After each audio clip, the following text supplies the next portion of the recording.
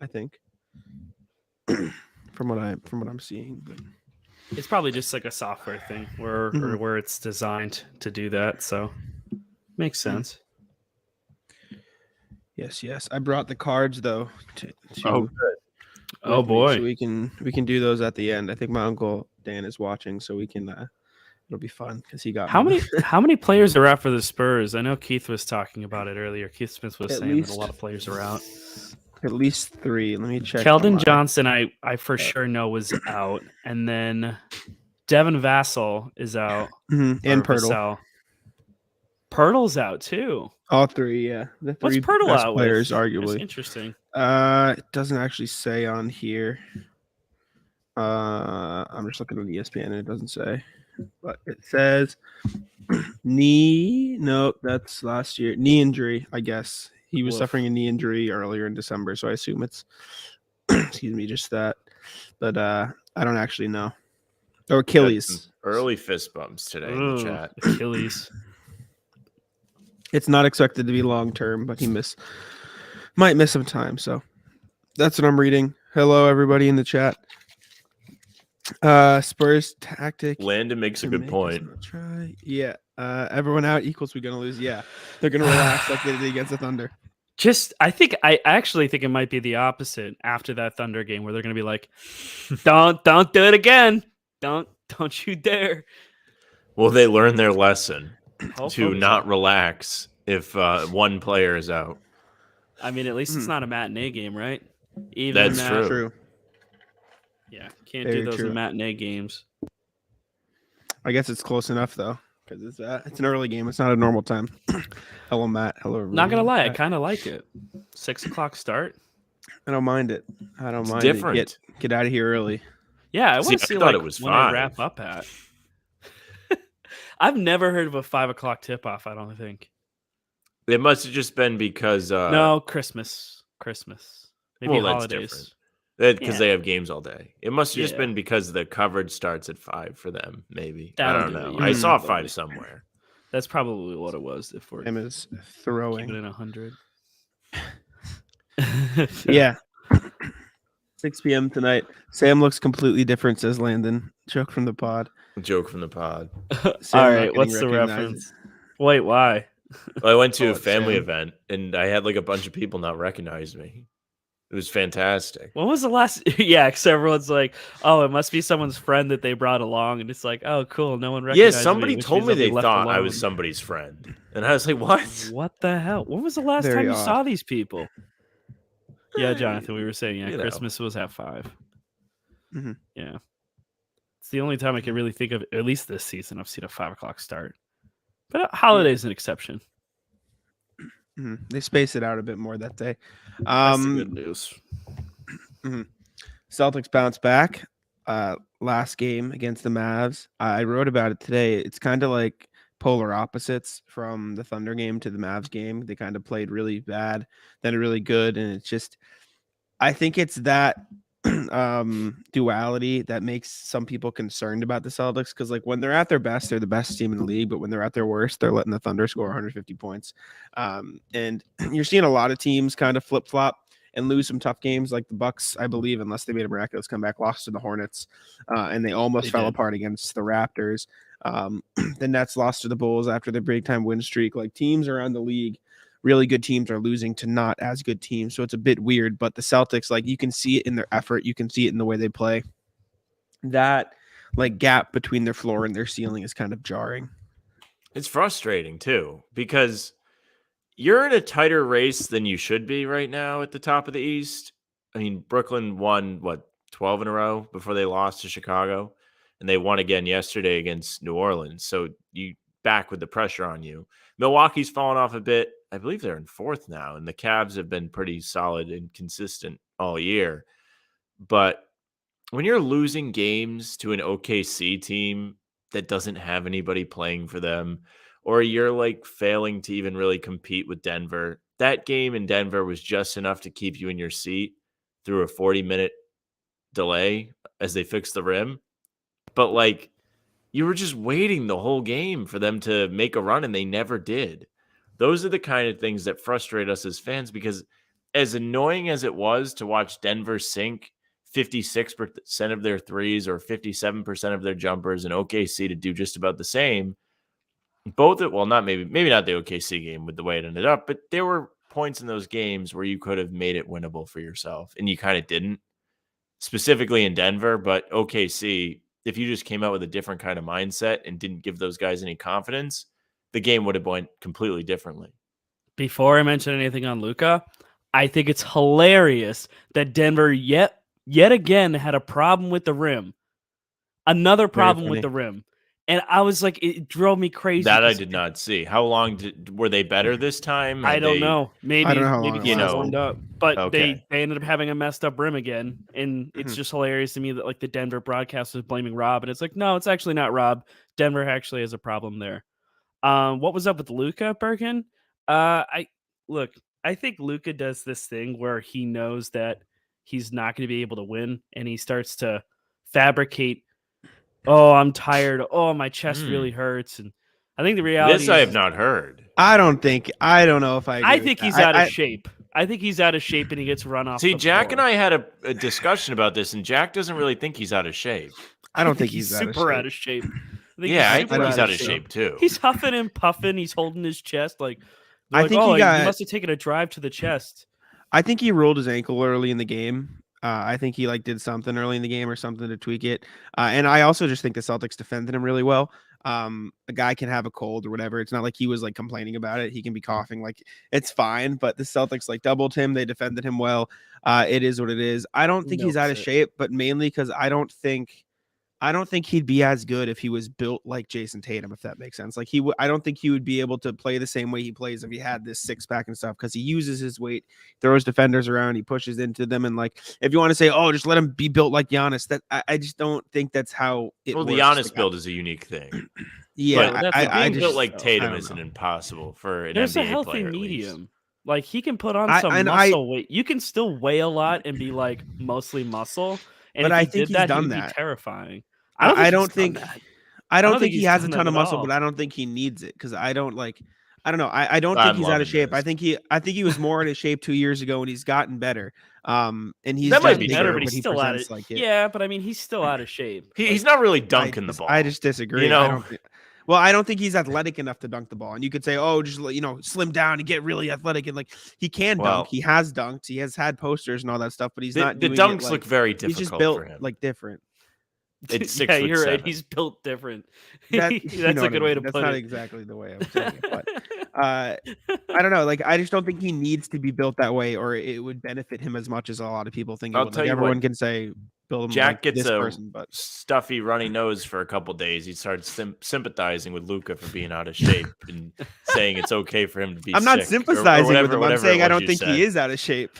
I think he's out of shape. He milked it. He milked it big time. He's out of shape. He's done I don't know if I multiple believe times he's against faking the Celtics. injuries, but I do lean Tim's side that he's out of shape, so he's more apt to be injured or not as durable. I think he'll milk it. That's too. where it catches up to you. It doesn't necessarily mean that you can't perform or be a good player. It just means your body's more at risk. And that's why these guys like LeBron or Curry spend so much money on their bodies, and it allows them to play and be great for so long. That's why LeBron's 38 and he's, putting up a bunch of numbers and people love it. Or Curry won a title last year. It's part of just working and keeping yourself fit. It's why you see guys regress, because they aren't in as good a shape. I think it's incredible that he's that good of a player, and I still think if he did this one thing where it's just his conditioning, if he worked on that a little bit, I'm not asking him to go out and try and put on 30, 40 pounds of muscle, but if he worked on his cardio just a little bit, just imagine where he could bring his game to. It was this for me. It's like Ben Simmons with his jumper. Look, Ben Simmons added a jumper. He would have been one of the best players in the league, hands down. That was his biggest issue. It was so clear and definable. You could see it. You could point it out. It was a clear problem with his game, and he never freaking fixed it. He was afraid to shoot, and now he's a shell of himself. He's gotten better during this run by No way. What? That's my Uncle Dan. Oh man, Uncle Dan. He gave the cards. Hello. Okay, so he's coming in the chat. He was telling me at the Christmas party. He's like, I didn't know. He's telling me he watches, but he couldn't do the chat yet. But now he's here. Cool. Thank you. I just think that Lucas. I think it affects his defense. I think it affects his stamina, and I just think it's something that if he lost a little bit of weight or slimmed down a little bit, it might make like massive differences in his game. I don't think there's ever a negative to being in shape. No, that's what I'm saying. I truly don't. He can't play except maybe you won't have as much free time, or you can't eat ice cream, or the things you have to sacrifice. But in terms of your game being better, I don't know if there's a bad part about being in shape. Now, I understand Jack's point of, he won't be able to use his weight or whatever, but there is truth. Find new ways. You can put weight on in a different way. I understand. I just don't think he's as like I think the narrative's gotten overplayed at this point, right? Like, is he in pristine like shape? No, obviously not. He's not. He doesn't have a six pack like Jayson Tatum. He's not built like Giannis or anything like that. But like, you say he's laboring, and maybe he was in that Celtics game, but let's not act like he's not able to. Like, he's playing 40 minutes a night, right? Like, it's not like he's out there like hopping. He's doing a lot. He put up 60, 20, and 10 in an overtime game against Knicks. Like, I don't think he's out of shape in the terms of he's not going to be able to play consistently, right? Like, don't say the Knicks like 60, 20, and 10 is an absurd. Like, no, it's an insane stat line. I'm just saying, like, he goes against the Celtics and like he's killed the Celtics in a couple different games with like some clutch shots. They played him well. But if they defend him the right way, he does what he did the other night, where he starts to complain, he starts to slow down, he starts to whine, and then you take him out of the game. How many points did he have? 20? Not much. No, they played him well. 23. He shot poorly. Yeah. They played him really well. They sent 23. doubles at him. They forced him to pass, and whenever he was getting a shot, it was a tough look. So I think that's more credit to the Celtics than it is, Luka bad. No, I don't think it's Luka bad. I think Luka just folds. It's Luka fat. The pressure gets up. It's the fat. Right. The fat held him back. He's getting at least 3 or 4 more made field goals if he loses about 20 pounds. Jackin is nervous in the chat. I get that. Nervous about the Spurs. I think so too. I'll say this. Yeah. They need to treat this game the way they should have treated Tuesday's game in OKC, because despite the big win over Dallas, they still aren't perfect. Jayson Tatum's been slumping a bit lately. He hasn't been automatic from 3 like you've seen him be over the last however many weeks. He's been cooled off a bit. You really want to see them continue the positive trends that they found in Dallas, where they're moving the ball really well. They're doing it in a way where the shots are in rhythm. Nothing really feels forced. You want to see more and more of that against the Spurs. It should be like not a practice, but a scrimmage, I guess, which is a really bad way to talk about an NBA team. But this Spurs team isn't trying to win. You are trying to win, and you have things you still need to improve on. You have the Bulls coming to town on Monday, and they've played you well this season. So you need to get your feet under you. Not that you lost to them at home, because you didn't. You lost them twice in United Center. But that team isn't really good enough to be beating you, but they play well against the good teams. So you have to be ready for a good punch Monday and get yourself up to speed before the Pelicans come to town, before you play the Nets later in the week. This is an important spot for them to get right. You can't just go out there and screw around like you did in OKC, not play defense, not move the ball, and feed into bad habits. It's not good. There was a chatter. I forget who it was before the Thunder game. I don't think it was a regular. And he said like, "Oh, this should be an easy win for the Celtics." And as soon as when the game started, my dad texted me. He goes, "Whoever said that should be banned from the chat." He was not happy with the Thomas spoken with the confidence. And yeah, someone saying JT's never been automatic this year. He's shooting a career low from 3-point range. He is Jaylen Brown, but he's had moments where you can be confident in him making shots. Lately, he's just not made shots. It's different.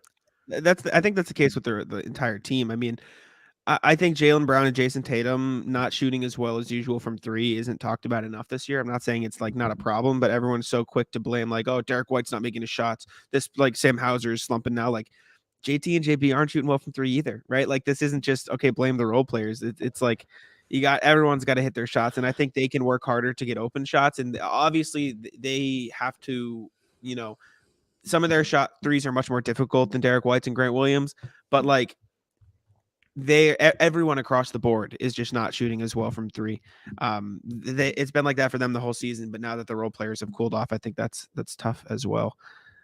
So I think that's a good point in terms of difficulty, though, like because a lot of the times they're probably going to be facing, either the other team's toughest defender, or they're going to be taking, a contested jumper with one, maybe two people going at them. I would probably look at the percentages there in terms of difficulty, in terms of like openness, or the volume of shots that they've had to take.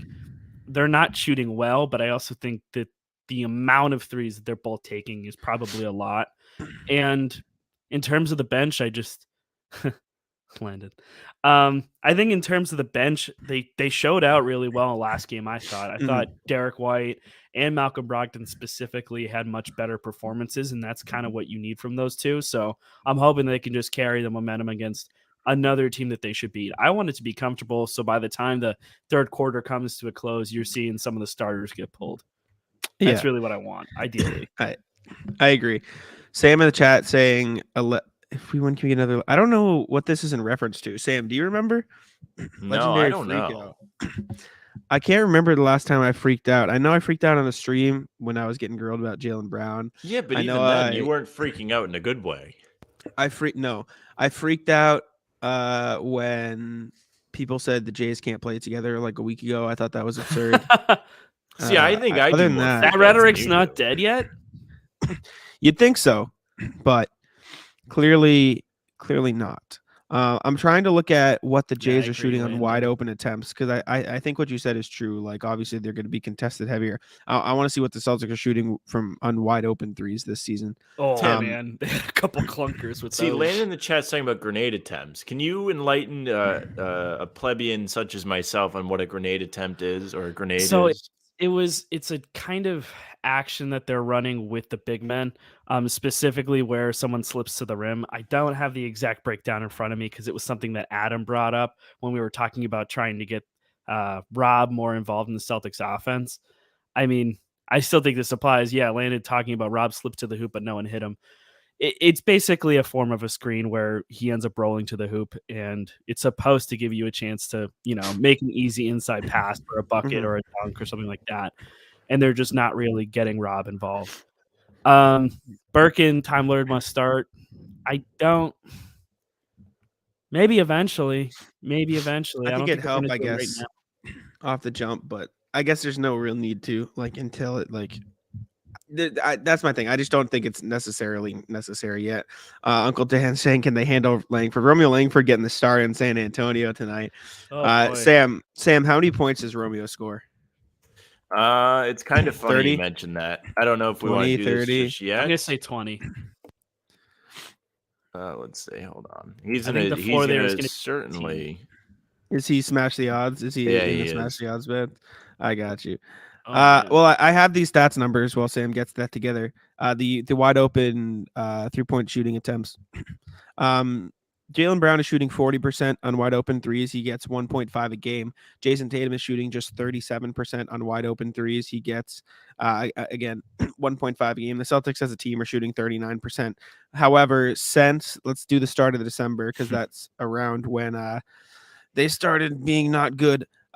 Since the start of December, the Celtics are getting 20.6 wide open threes a game, but they're making 33.6 of them. That is bottom 5 in the league. So they're not hitting. Celtics are not hitting. Anyways, Sam, you can hit it. Well, let's hope these picks hit, right? Pick of the night presented by Smash the Odds at Smash Odds on Twitter. Malachi Branham over 9.5 points. Even odds on that one. My pick, Grant, over 13.5 points, rebounds, and assists. Think he's due to build on a nice game in Dallas. It was a really nice leadership showing from Grant, I thought. We talked about this on the show, Jack, on Thursday night after the game. We did. But he really stepped up big. They were talking about a group text he sent, and then he went out there and led by example. So good on Grant. Bonus pick, Romeo Langford, over 9.5 points to kick us all in the balls. Odds aren't that great, but that's what the line's at. So it's minus 130-ish. You going classics, Jack? It's got to be for for as long as I can remember.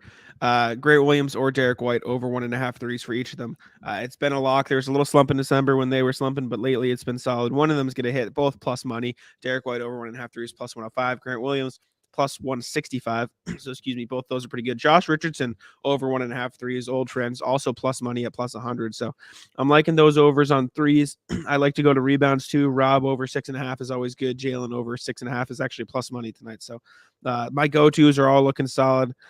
In terms of points with all the guys out for San Antonio, you could go over on some of those points as well. Like Sam said, Romeo 9.5, Josh Richardson's 11.5, Keita Bates-Diop, who's actually been playing solid for the Spurs for the last couple seasons, 10.5. So there are some guys out there you could potentially look to. Jeremy Sohan too. I saw somebody talk about Sohan's one-handed free throw attempt, so maybe he'll have a good game too. He was one of my favorites coming out of the draft. So where do you play? I like it. Baylor, I think. Baylor or Oregon. I can't remember. I know it was Green Yellow, and I got it. I think it's Baylor. I think it was Baylor though. Yeah, because there was the year that Baylor was like really, really, really good. I think they were final too. He was good last year. Yeah, he went to Baylor. He's a really good defender. He's from England, I believe, from the UK. So, love me some Jeremy Sohan. He's not going to shoot. I wanted the Hornets to take him as a center option because he plays small ball center, but they took Mark Williams instead. Not doing bad with him. Mark Williams looks real good. Yeah. He looks real good out in Charlotte. Streets are saying trade Plumlee so he can get more minutes. Interesting. I think the Streets should be staying trade Plumlee even regardless of Mark Williams. Let's be real here. Like that Charlotte team, I know they just beat the Bucks. You want to talk about free throws, or I mean, not even free throws, jumpers? Doesn't he take he shoots jumpers with his left hand? Lupe, I think you're correct. I think this is Derek's first game back in San Antonio. An emotional night. I'm sure. Hopefully he pops off. Yeah. Hopefully he plays well. That would be fun. Lupe, giving some love to Derek White as well. Romeo is such a good defender. I wish it worked out. I don't think it was ever going to work out. And the weird thing about Romeo is that he got like a decent amount of chances too. Like he was given some good looks in that one season where the Celtics were injured, but he really just didn't play well in Boston for whatever reason. He had a couple good games, but his shot never came around. The defense was always there and it was solid. He had some, flashes of point Romeo when he got the ball and he looked good, but he just never really put it all together in Boston. So it was unfortunate. Nothing like he's done in San Antonio though. Oh, no. How's he playing lately? Let me look it up. What you guys? He's been like a couple career nights in like the past few weeks. I thought I wrote about him and Neesmith about a month ago, and people were not happy that they traded them. Neesmith has done that. Like, yeah, Neesmith. Well, this is what it waters down to, right? It's always a matter of just playing time. These guys weren't starting here, and you have a whole thing where you have to be able to work through your growing pains, and that wasn't going to be something that was going to happen in Boston.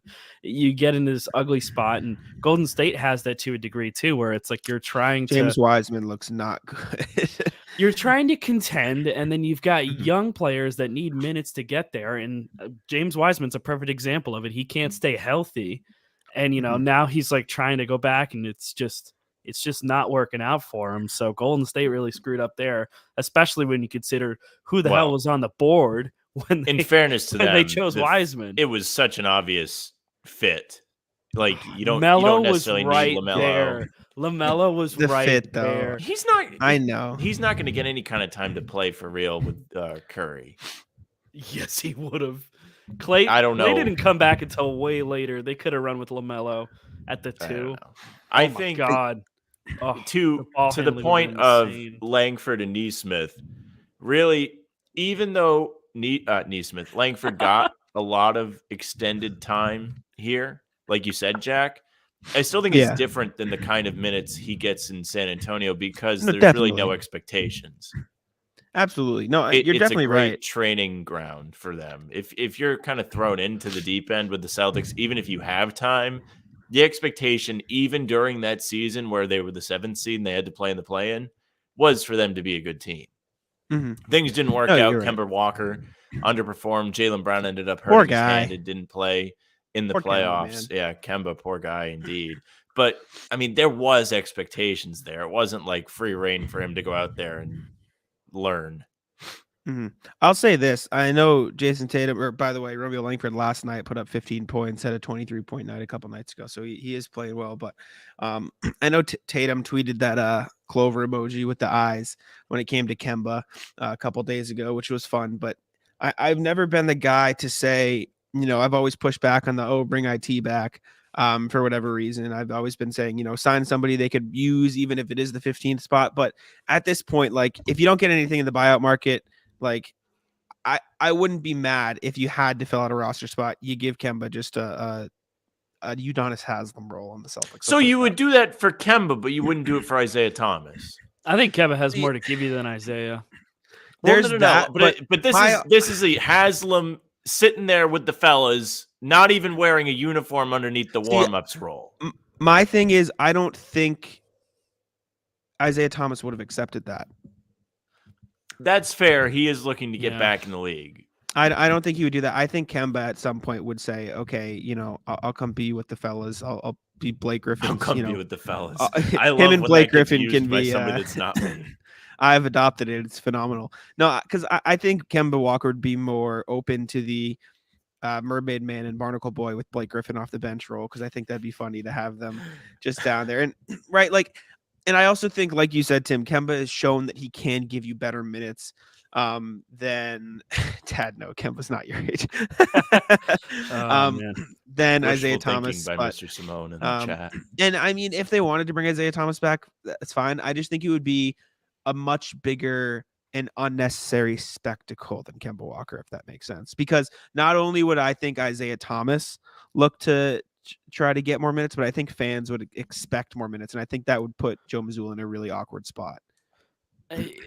A lot of people have said this in terms of like Isaiah Thomas ever coming back to the Celtics, and the reason why it might not have happened is if you bring him back, it's gonna ruin every kind of image of Isaiah that you would have, because he was this amazing player. He had this this 2 or 3 year run with the Celtics where he was just amazing. He had a top 5 MVP ranked season.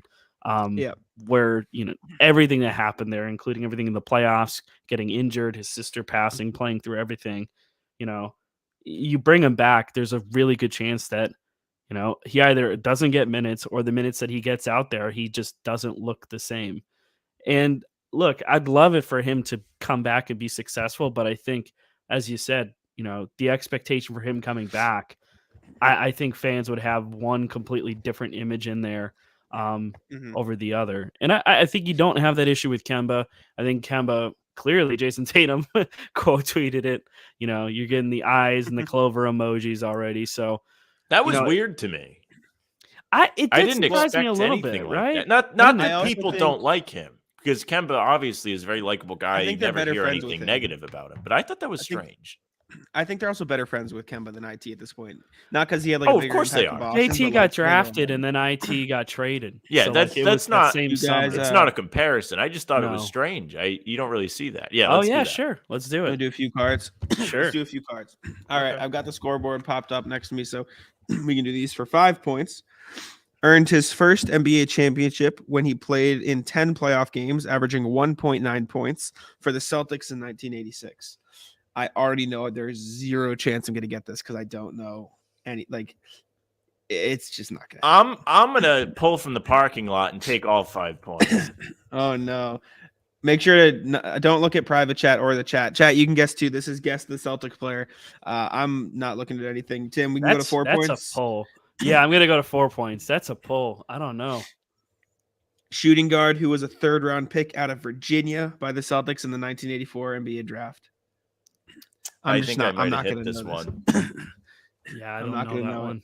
All right, 3 points.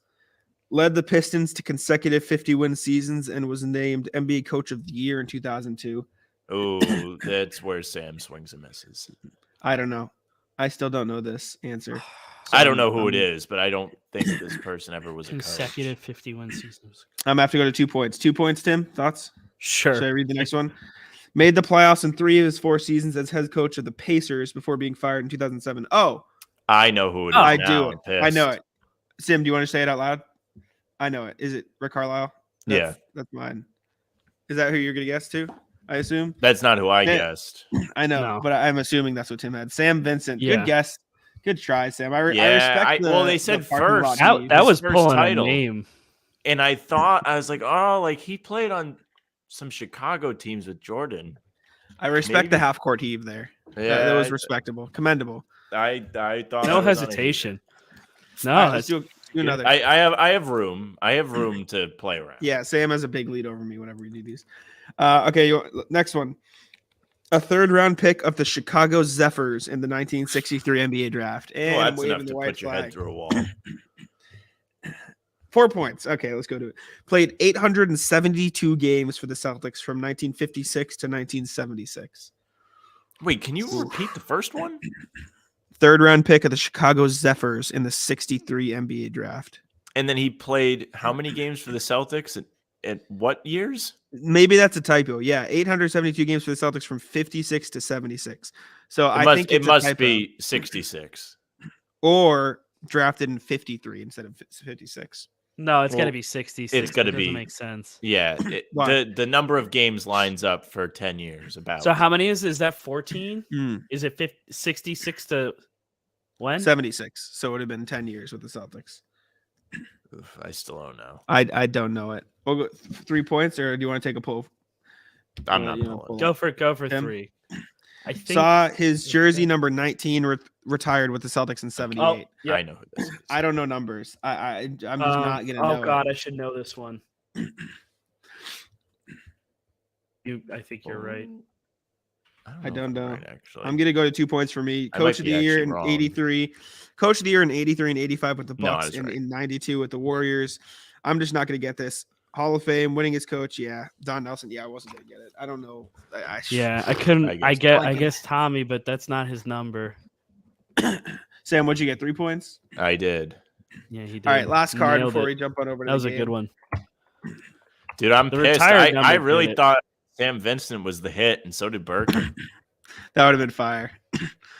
That would have been fire. All right. Joe Mama. Come on, John. We're better than that. Last one. Played point guard at St. Dominic High School in Oyster Bay, New York, before enrolling in UMass. UMass. I only know This one is going to player be a that went really to old UMass. dude. I only know one player that went to UMass, and I can't think of it. So I'm going to 4 points. Well, I know who went to UMass, but he didn't play for the Celtics. Dr. Yeah, I don't J. think so either. Oh, that's not who I'm thinking of. Oh. Began his coaching career as an assistant and eventual interim head coach at the University of Hawaii. Still no idea. Anybody? 3 points. Served as head coach at Boston University from 78 to 83 and at Providence from 85 to 87. I've got nothing. Anybody? I don't know. Anybody I don't got know. This anything? has got to be a coach then. I guess so.